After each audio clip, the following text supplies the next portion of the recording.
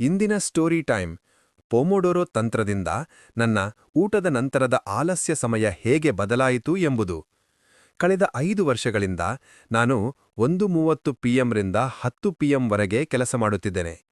ಈ ವೇಳೆಯಲ್ಲಿ ಒಂದು ದೊಡ್ಡ ಸಮಸ್ಯೆ ಇತ್ತು. 1:30ರಿಂದ 3:30 ಪಿಎಂ ತನಕ ಕೆಲಸಕ್ಕೆ ಮನಸ್ಸೇ ಬರುವುದೇ ಇಲ್ಲ.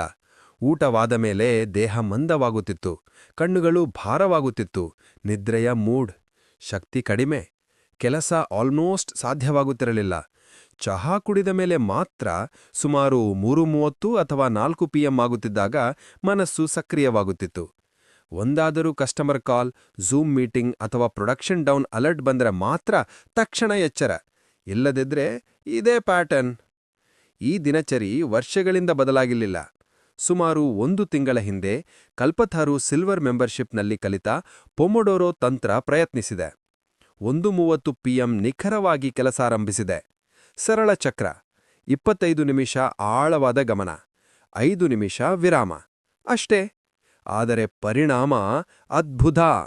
ನನ್ನ ಊಟದ ನಂತರದ ಆಲಸ್ಯ ಝೋನ್ ಇದು ಸಂಪೂರ್ಣ ಕಣ್ಮರೆಯಾಯಿತು. ಹಿಂದೆ ನಿದ್ರಾಜನಕವಾಗಿದ್ದ 2-3 ಗಂಟೆಗಳು ಈಗ ಅವೇ ಗಂಟೆಗಳು ಅತ್ಯಂತ ಉತ್ಪಾದಕ ಸಮಯ. ಚಹಾ ಬ್ರೇಕ್ ಕೂಡ ಈಗ ಬಹುಮಾನ ಎನ್ನುವಂತೆ ಅನಿಸುತ್ತದೆ. ಮುಂದಿನ ಗುರಿ, ಚಿತ್ರಗುಪ್ತ ಹ್ಯಾಬಿಟ್ಸ್ ಸೆಕ್ಷನ್ನಲ್ಲಿ ಹೆಲ್ದಿ ಮೀಲ್ ಗುರುತು ಮಾಡಿರುವುದು ತಿಂಗಳಲ್ಲಿ ಕೇವಲ 2 ದಿನ. ಯಾವ 2 ಸ್ಪೆಷಲ್ ದಿನ ಅಂತ ಗೆಸ್ ಮಾಡ್ತೀರಾ?